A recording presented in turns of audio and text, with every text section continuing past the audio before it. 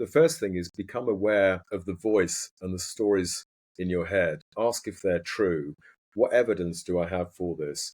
Because an awful lot of the nonsense that we carry around in our head, I often think of it like old cassettes that are filling up my glove compartment in my car. They're not needed anymore. They're completely irrelevant, but they're cluttering things up.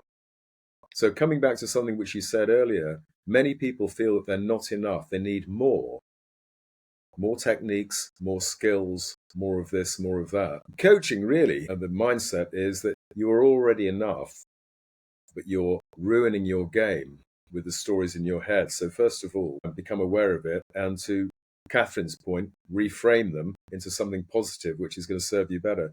Second thing is get some support. Get a coach, get a mentor, share what you're feeling. I tend to find that most people are left to their own devices nowadays, their own individual resilience, rather than having some support in place.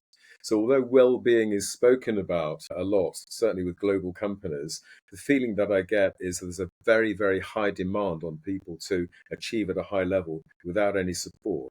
So get yourself some support, and thereby you can share what you're feeling and get a different perspective on it. That would be my thought.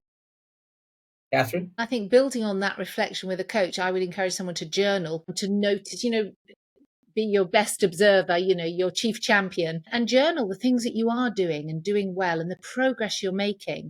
Because we so often pick the thing, when someone's, how are you? Oh, it's not going so well. Or that was a great presentation you just did. Oh, but I went over the time.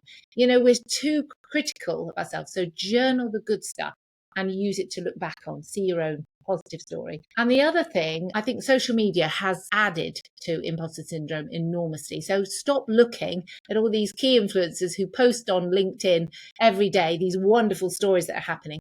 So it's just not realistic. And you're putting these people, you're watching the people who are doing the best and comparing yourself. So find realistic role models.